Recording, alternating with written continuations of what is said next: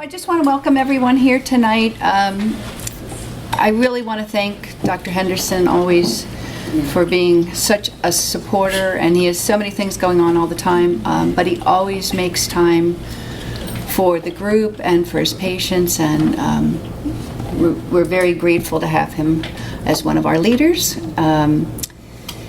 Tonight, we're really excited to have a partner. I'm going to let Dr. Henderson do the honors, so I'm going to hold off. But I just want to say, I'd like everybody just to have a thought. We have a very dear friend, Shirley Cleaver, who has been diagnosed with stage 4 pancreatic cancer. And if everyone would just take a moment to say a little prayer and send some good thoughts her way, I would really appreciate that. So.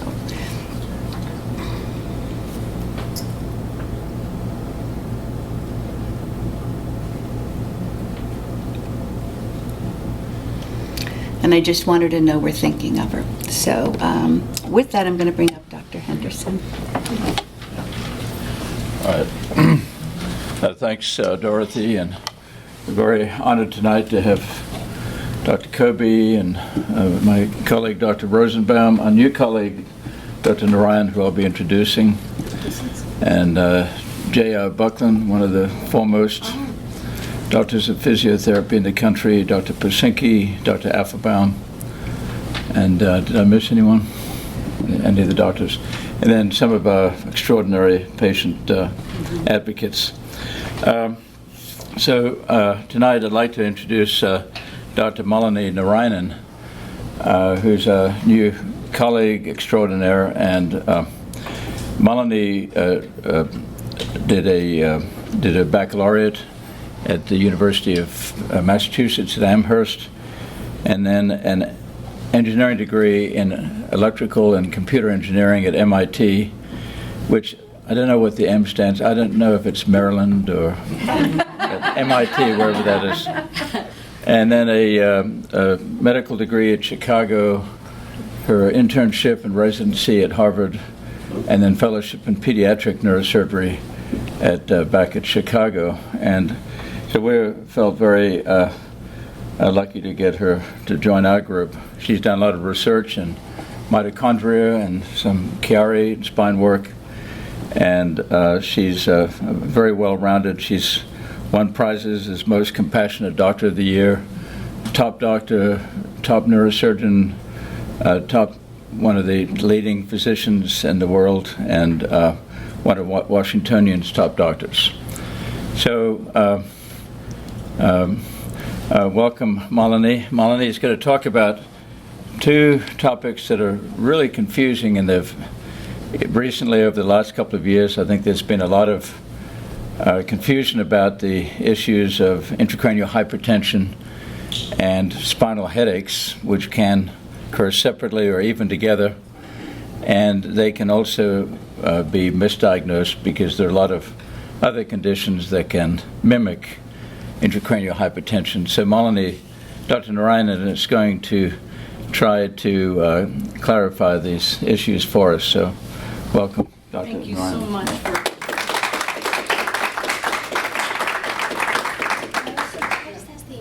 So, yeah. Project. I mean, stand straight. That's what I remember Dr. Henderson saying. We have a WebEx going tonight with lots of people. You want me to move this wonderful. forward?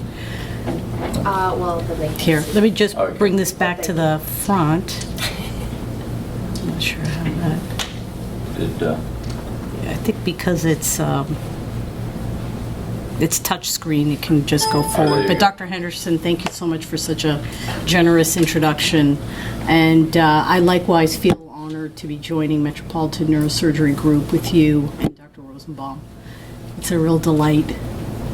And also honored to be giving this talk today. I mean, this is a very complex topic of headaches, and there's many appropriate titles. I think I changed it a couple of times, and I settled in on headaches in the EDS and Chiari population as related to intracranial pressure abnormalities. And I think one of the most fun aspects of this talk is really going to be the discussion and hearing what people have to say about it. wanted to start kind of from the top, just kind of stepping back, because sometimes when we get so super specialized, we think of only one type of headache over and over. Just a very quick slide. The broad topics we as neurosurgeons think about, vascular etiology and AVM aneurysm, even trigeminal neuralgia, where there's an artery pressing on a cranial nerve 5 causing excruciating facial pain and leading to headaches as well. Traditionally in the vascular set, the onset when an aneurysm bleeds is a very sudden onset, severe headache, excruciating, the worst kind of headache ever. In an AVM, it can be just the mass effect if and this is an arteriovenous malformation, if it doesn't rupture or cause a bleed. Trauma, I think I've seen many EDS patients, particularly where all of their symptoms kind of start after a particular trauma, whether it be a skiing accident or athletics, and so that's another aspect of headache.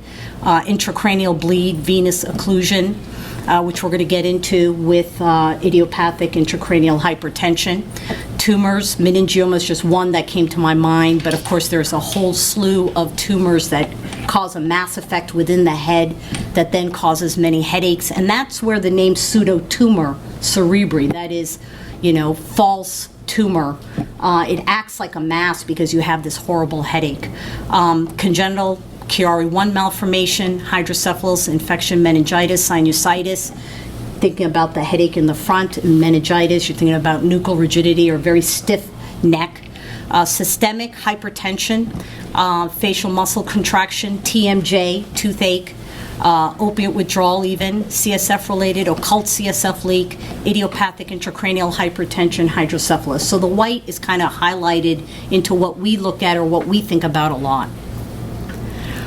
Epidemiology of idiopathic intracranial hypertension, also known as pseudotumor cerebri, also known as benign intracranial hypertension. The incidence in general population is 1 to 2 over 100,000.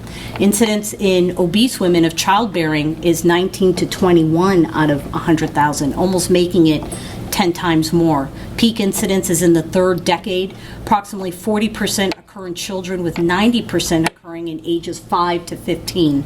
Children under 12 years old, the male to female incidence is almost equal, but post-pubertal, you almost have 90% women who get pseudotumor cerebri or idiopathic intracranial hypertension. And then 6 to 24%, and this is quite a range of patients with idiopathic intracranial hypertension have Chiari 1 malformation. And actually vice versa. A diagnosis of Chiari 1 malformation can bring on in about 6% to 10% of idiopathic intracranial hypertension. So it can be tricky. This is, just wanted to kind of get again, another big picture slide of thinking about ICP versus volume. And the idea is it's called the Monroe-Kelly doctrine. So the idea is that and this was a static model really when it was first developed, where they studied even cadavers or in animals. This is a fixed volume of our skull. And as we inject more volume into that skull, there is a very acute increase in the pressure beyond a certain point in the volume. So you see that right about here. So that's the challenge, even with pseudotumor cerebri. There's diurnal variation throughout the day, so sometimes even if you're fairly convinced clinically that a patient has this problem and you do a single point lumbar puncture and you feel like the pressure is not as high as it should be, that may be warranted to do the lumbar puncture again at another time. It's the dynamic aspect of ICP is really enormous. I mean, you're talking about ionic channels that work at cerebrospinal fluid production. You're looking at absorption at a molecular level.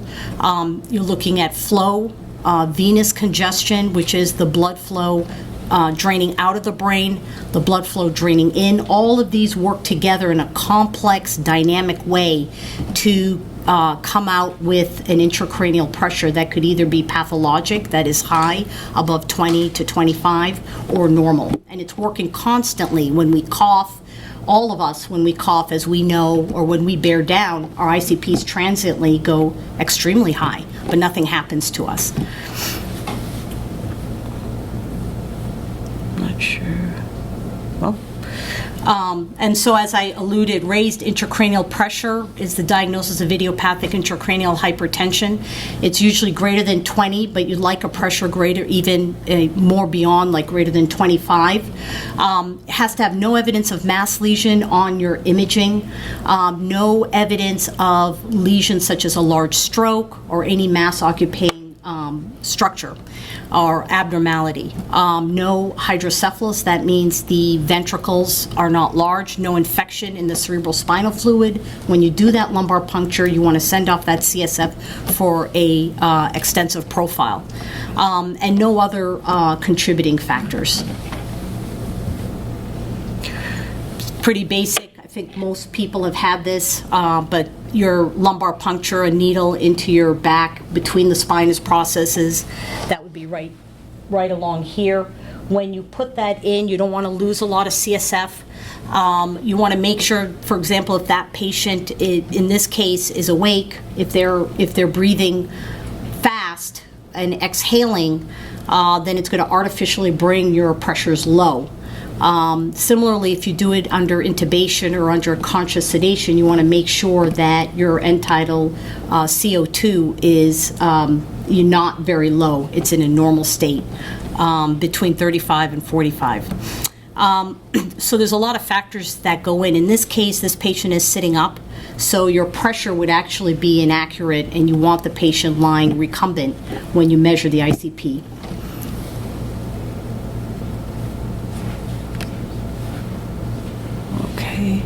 The bolt is another way, because with a lumbar puncture, you only get a single value of pressure, and with a bolt, you can get a few days. Usually the pressure monitor is placed right above the brain underneath the dura, and you can get for many days the pressure. But again, it can also have variations based on bearing down, constipation.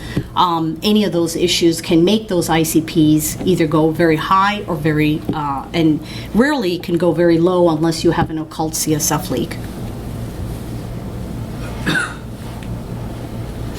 So as said before, usually in the third decade, women greater than men in postpubertal, headache in 94%.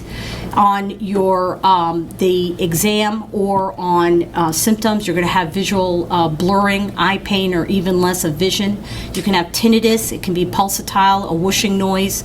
Normal radiologic studies in terms of no mass occupying lesion. Obviously, if you have really high pressure, sometimes you can have other findings like increased CSF spaces, especially where the pituitary gland resides, and it's called an empty sella. You can have CSF pressure by lumbar puncture greater than 20, normal CSF composition, and essentially a normal neurologic exam except for possibly vision. Interestingly, the headache, besides just being bilateral and behind the eyes, and it can be pulsatile, can also present as a migraine. It was a study of patients who were not improving on any medication regimen with migraines, and these headaches presented as unilateral. And in these patients, more than 50% had elevated ICP when measuring the lumbar puncture and the opening pressure. So in their take-home message was to consider, in a patient with a migraine where it's not responding to any treatment, to consider a lumbar puncture and to rule out idiopathic intracranial hypertension. Can have double vision because of the cranial nerve 6 palsy. Transient visual loss, blackouts, grayouts, blurouts, permanent visual loss, nausea without vomiting in most cases. And there's been a number of studies, one recently from JHU about cognitive changes, where there's language, memory and learning, and executive function. Mostly in the memory and learning, 90% of the patients had some deficit in memory and learning. So the exam is actually getting a little more complex than to just say absolutely normal. Furthermore, some of the symptoms can be the neck stiffness, torticollis, more often in children, low back pain, tinnitus, a rushing noise, and ataxia. truncal ataxia mostly, paresthesias in the hands and fingers, dizziness in 30%, fatigue, arthralgias, and reduced sense of smell. What is my neurosurgeon doing? Offhand, I'd say you're suffering from an arrow through your head, but just to play it safe, I'm ordering a bunch of tests. That's how it must feel for all of you when you come into our clinic. But now you could see that it can get, even something like benign intracranial hypertension can get complex. We talked a little bit about that. Oh, right. So factors linked to idiopathic intracranial hypertension. Trying to get the slide before. Okay. So, there are many factors that influence idiopathic intracranial hypertension. And so there, one paper kind of presented, how to kind of decipher how strong this factor is. So patients meet criteria for IIH. Condition should be proven to increase ICP. Treatment of the condition should be proven to improve IIH, and properly controlled studies should prove link. And in looking at it from that point of view, obesity really qualifies as 4 out of 4 as a factor that really influences idiopathic intracranial hypertension. And then cerebral venous outflow obstruction, which again, talking earlier about what influences intracranial pressure from an anatomic point of view, there is a backflow of blood being drained out of the brain, which then increases the pressure. Strong link is hypervitaminosis, A. And moderate link is oral contraceptives, Addison's disease, iron deficiency, anemia, polycythemia vera, uremia, lithium, danazol, and tetracycline. Possible link is Cushing's syndrome, minor head trauma, and menstrual irregularities. An unlikely link is hyperthyroidism and steroid use. And no link is pregnancy.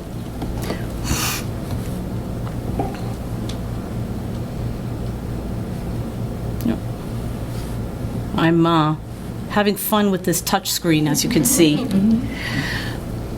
So really, once you analyze for this and you feel like it's idiopathic intracranial hypertension, how many in the room have that condition?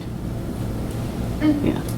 So you probably remember the drill in terms of, if your BMI is greater than 30, even 10% of weight loss can really reduce or reverse symptoms. And obviously we would send for a nutritional consult with a specialist. That's if we have the time to do so and the visual deficits aren't progressive. Medications, avoid at all costs opiate medication, acetazolamide, metazolamide, Topamax, Lasix, high steroid use, and if there's a venous occlusion, anticoagulation. I have the solution to all of your health problems. All you have to do is change everything about the way you live. How hard can that be? Stop the offending conditions. If you have the vitamin A, increased levels, uremia, tetracycline, stop it. Minor procedure at that point is serial lumbar punctures. Of course, it rarely happens, but it is a very scary list. I mean, you can have cerebellar herniation, occult CSF leak, even an epidural hematoma in the spine, sciatica, weakness in legs, blood clot in the brain, and rarely uncal herniation. And of course, all of these risks are rare. I've never seen it happen, but there's definitely been reported incidents, and it's something that we think about, when we're doing this. We look at our head CT prior, and always think about, make sure that there's no anticoagulation on board. And if there's an occult CSF leak, you can develop low pressure headaches, which we'll talk about a little bit later. So if you failed all the non-operative therapy, then and you have, debilitating headaches or progressive visual symptoms, then we really have to think about surgical options. At that point, the two options are a lumboperitoneal or a ventriculoperitoneal shunt. And I wanted to generalize it for people who may not be as exposed to shunts, which is just basically taking CSF, flows through a tube, goes into a valve, and then drains into another part of the body. So that's kind of a very broad way to think about it. The lumboperitoneal is the CSF is siphoned off from the back and goes through a valve and then goes into the peritoneum, which is the belly area, the abdomen area. The ventriculoperitoneal shunt is from the brain, where a tube is placed in the ventricle. Very challenging because in patients with idiopathic intracranial hypertension, the area where you want to cannulate to drain off CSF is very, very small. And in fact, it may not be therapeutic enough because that area is so small, it's almost like trying to take fluid through a straw and oversuck, and it just collapses. It's just not enough fluid to be able to bring the pressure down. You also have to oftentimes use stereotaxy in order to be able to cannulate the ventricle. I thought this was a consent process, pretty scary, but certainly we don't do that, and not the way it should be. But it is hard. It's very complex, right? When you think about consenting for these procedures like a lumboperitoneal shunt or a ventriculoperitoneal shunt, and you're having debilitating symptoms. I want to talk a little bit about the shunt here, the valve type. There's flow dependent, pressure dependent, position dependent, anti-siphon, and usually there's a tapping reservoir. So all of this is trying to, these are all different types of valves. You don't put them all in series, you have to choose one. And so and then the extracranial place, usually it's in the abdomen, in the intraperitoneal area, but it can be the lungs, the heart, the ureter, and the gallbladder. Very rare. This is more a case in, certainly in pediatric cases where they have high pressure hydrocephalus, where it's imperative that they have a shunt, and over 10 or 15 revisions, you end up running out of distal places for the CSF to actually get absorbed. Very interesting story, one of the second round shunts. How many know the story about the engineer and the trio? So the one of the second round valves and shunts that were developed, I believe in the 1960s, was a father whose son had trauma and was shunt dependent, and at that time the shunt was giving enormous amounts of problems. Worked and put together an engineer with the neurosurgeon to develop a better shunt system. And by the time they developed that, his own son didn't need it anymore. And it kind of reminded me of all of you who work so hard as patients to advance the field. And this is an example of that. So what are some of the risks? Because we were I just showed that kind of scary comic picture of the consent. This is just a very fly-by, limited list. And so when we think about surgery, you really are in a serious situation where our choices are less and less. And that's why we want to so much exhaust all the non-operative therapies, going up on the medications, trying steroids. If we feel obesity is a contribution, trying to get the weight loss, trying to really core down on what the symptoms are. Is it can you live with the headache? Are we doing okay? Is the vision not getting worse? How can we absolutely try to avoid surgery? Now, these surgeries are relatively safe, believe it or not, and have very low risk. However, once it happens, it's like driving a car. If there's no guarantee that every time you drive the car, there'll never be an accident. And in this case, when a risk manifests itself, everything right can be done, but there's just an inherent risk to any procedure.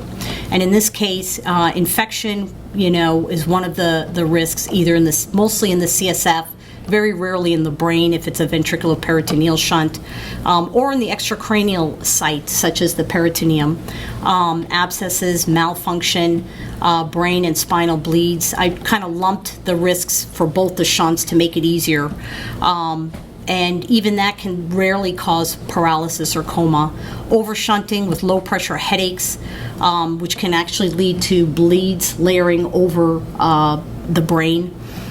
Shunt discomfort, and overshunting can lead to an acquired Chiari malformation as well. Amazingly, even with a working shunt, sometimes your visual disturbances can persist, and in that case, and part of that is because the reduction of the pressure has not transmitted all the way to the optic nerve. And so in those cases, then we may have to refer the patient to an additional procedure of an optic nerve fenestration. So now we're going to get into some cases. One case is a sinus thrombosis. You can have a progressive global headache, personality change, loss of memory, had increasing leg weakness, urinary incontinence. Already we know that this is not going to be pseudotumor cerebri or idiopathic intracranial hypertension. But in some cases, there can be venous outflow slowing or a mild or smaller venous obstruction that can cause some of those symptoms. And in this case, we see a thrombosis of the straight and transverse sinus, treated with enoxaparin, and recovered all the symptoms and recovered with an excellent neurologic exam. And interesting, sinus thrombosis is such a serious condition that it's one of the rare situations that even if your initial CT with a sinus thrombosis shows some bleed, like brain bleed, you would still do full anticoagulation. Here's another case, again, 25-year-old with severe retroorbital and global headaches, loss of consciousness. The MRV, as you can see here, this is patent, and this transverse sinus is occluded. You don't see it light up, and that denotes the arrow. And that's of the left transverse sinus, and enoxaparin started with immediate improvement. Here's a 20-year-old with intermittent headache and dizziness, and the headache would get worse with coughing or Valsalva movement, maneuver, facial pain, but now cranial nerve deficits, absent gag reflex, occasional dysphagia, dysarthria, choking, makes it a little less think about idiopathic intracranial hypertension. Cerebellar dysfunction, and here the CT is read as normal, but it's not. The Chiari malformation blocking the CSF flow, so it can give some of the symptoms of a idiopathic intracranial hypertension. But more interestingly,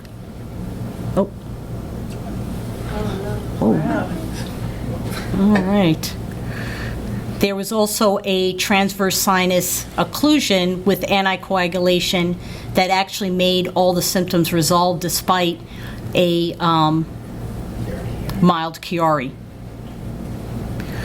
So again, another quote zebra, in terms of cases, really having to think through them and make sure that you're not going down the wrong path. We have to make sure.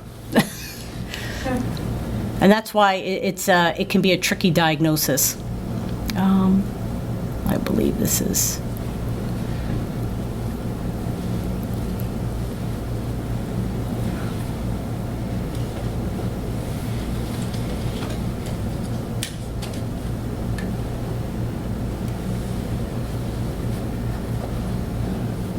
Wow, this thing really flies, doesn't it?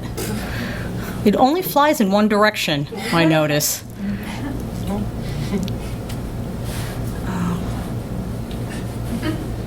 Let's see. Is this, oh, okay. There. Wouldn't it be easier if I use the computer, the pointer? There's not. there's no pointer. Yeah, let me just get that down here. I think it's plugged into the screen, right, Mary? Yeah, I think we can get it right here. I get another case. It's almost here. There we are. Yeah.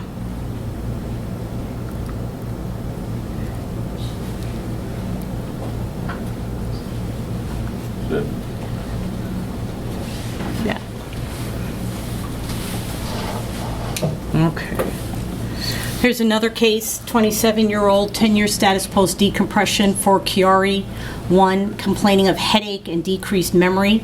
You can see the syrinx right here, a little bit of fullness coming here, but sometimes they can look like that even with a post-op Chiari decompression.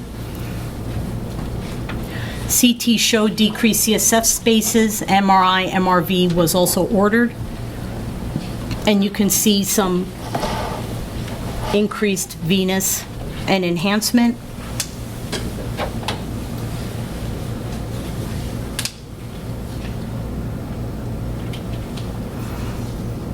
And the MRV shows an obstruction in the left transverse sinus, started enoxaparin, and made a full recovery. So another very complex case. Okay.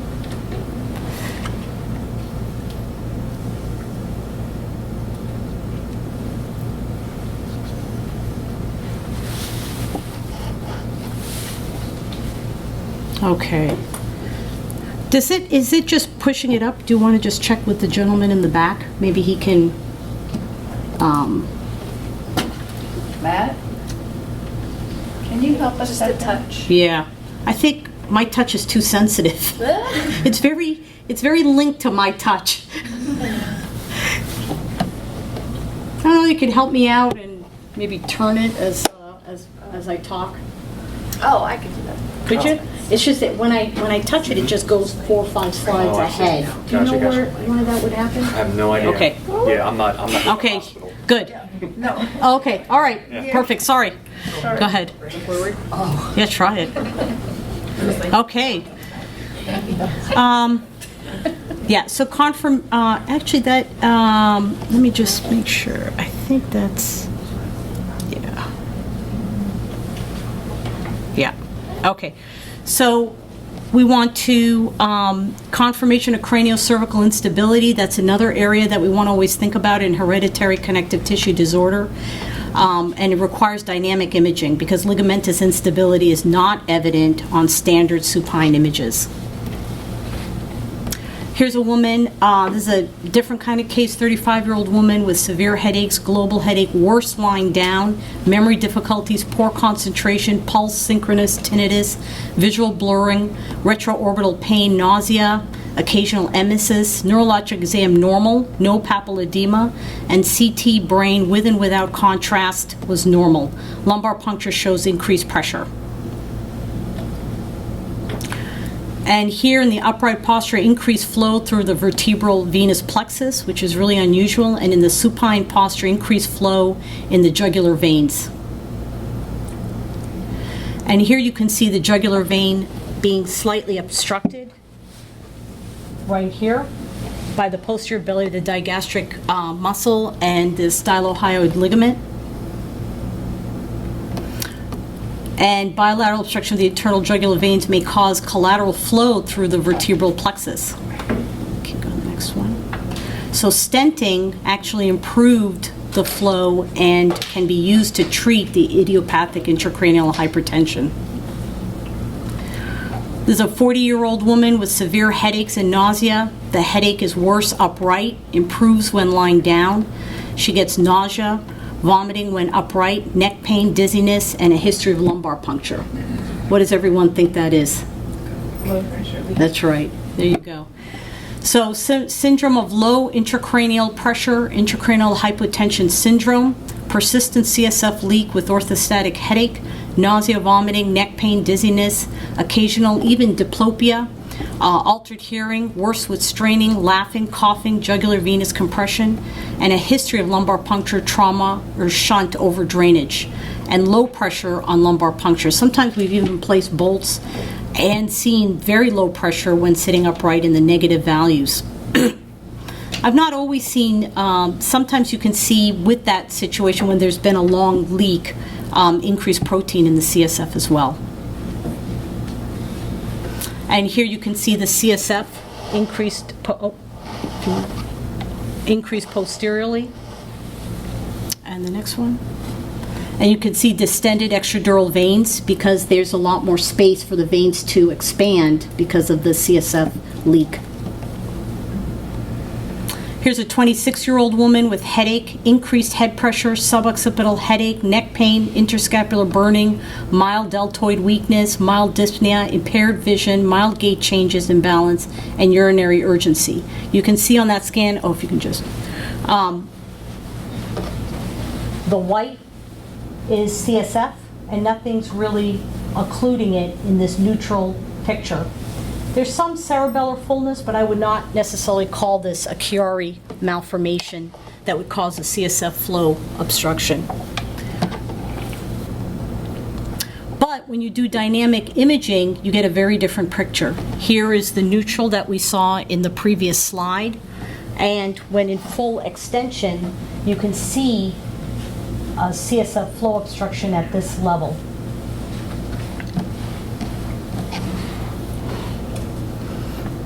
And when fusing, if you can just keep going forward because the pictures will come on. One more time. Yep. So after a fusion and decompression, restoration of the CSF flow occurred at that level, and the symptoms improved. How do we diagnose cranio-cervical instability? Cranio-cervical instability is a clinical diagnosis. You get severe headache, symptoms of the cervical medullary syndrome, neurologic exam with weakness, sensory deficit, long tract fines, hyperreflexia, Babinski, or Hoffman. That the Hoffman is usually evaluated at the hand level, where you'll see a reflex of your thumb when flickering on one of the middle fingers. In the Babinski, it is the feet when you take an instrument and just kind of graze it along the bottom of the foot, and you see a flailing of the digits of the foot. So in all of these are disinhibitory reflexes. There's also the absent gag reflex. And the cervical medullary syndrome is highly suggestive of pathology at the cranio-cervical junction. So here you can see inflection. If you took a neutral film, you would not necessarily see the brain stem and cord being draped over the cranio-cervical junction right here, where this is C2 and this is the base of the skull. And you can see this indenting right into the into the brainstem and the cervical cord.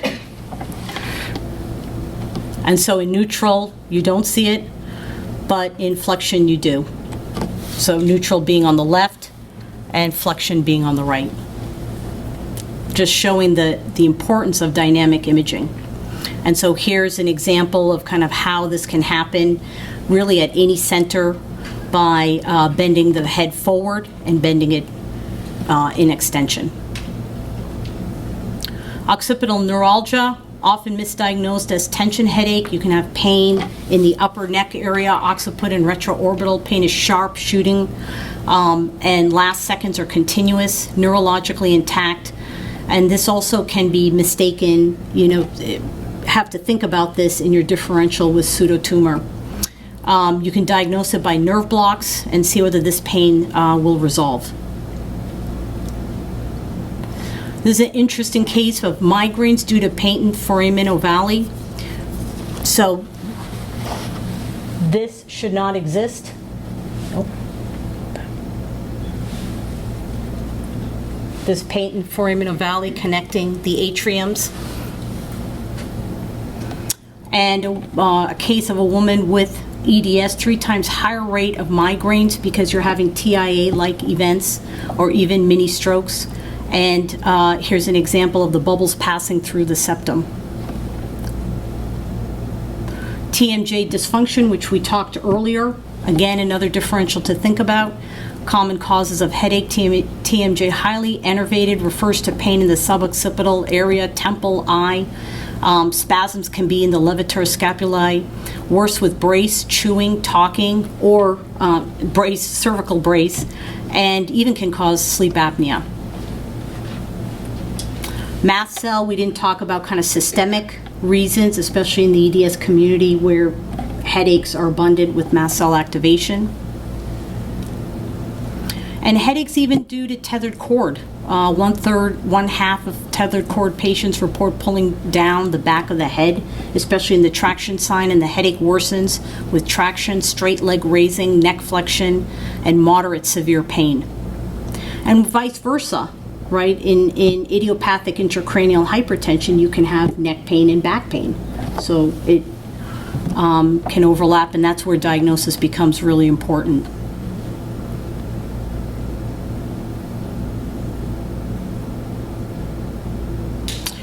So that's kind of a big picture look at pseudotumor cerebri and idiopathic intracranial hypertension. Thanks to my references. And research endeavors, what do I think, where should we go with this? I think what I'm finding a lot within the EDS / Chiari is there an individualized ICP?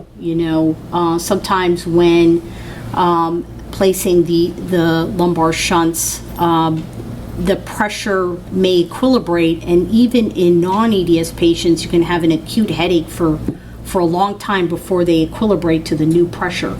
But is there, is it one shoe, fits all? I mean, is there an individualized ICP is something that I'm beginning to kind of think about, and am curious of that. We certainly see that in children versus adults, where children, in very young children, sometimes the upper limit of normal is as low as 15 instead of 20.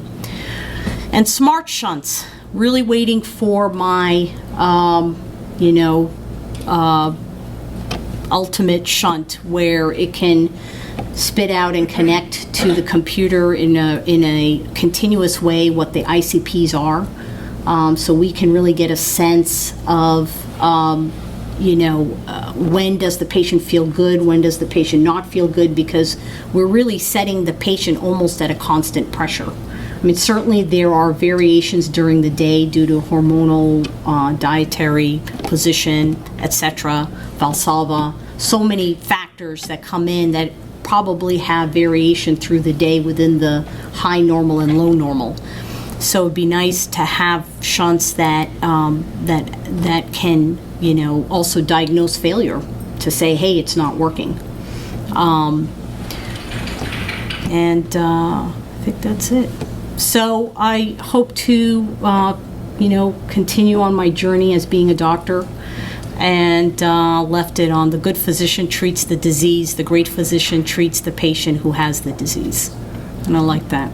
So I hope to continue to do that.